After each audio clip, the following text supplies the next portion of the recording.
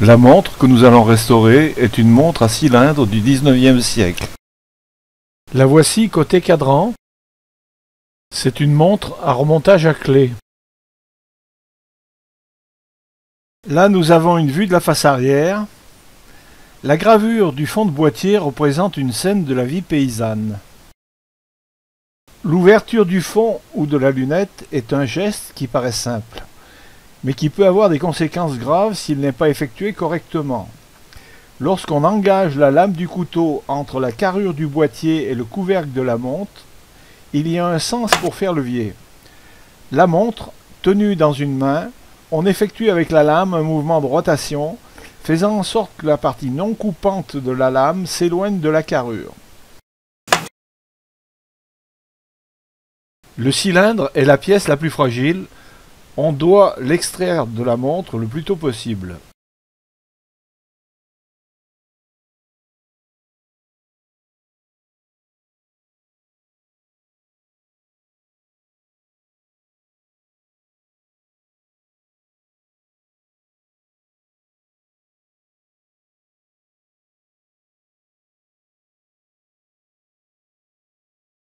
Pour la roue de seconde, on procède de la même façon que pour la roue à cylindre.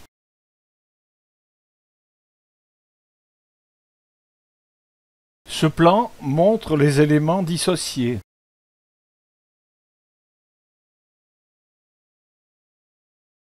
Là, j'ai remonté les éléments sur le chevillot. Le chevillot est entraîné par la roue de centre.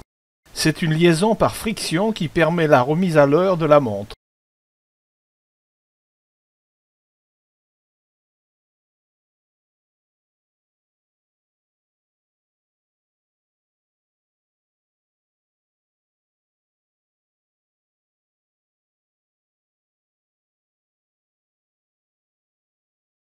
Ce plan fixe représente la boîte de démontage, avec dans chaque case un groupe d'éléments. Chaque nouvelle pièce remontée est marquée d'un point blanc. On commence par le barillet, sur lequel on remonte la cuvette. On place la roue de centre.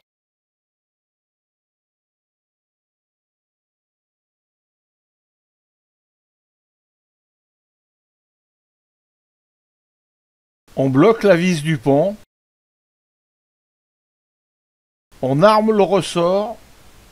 On constate que le balancier oscille correctement.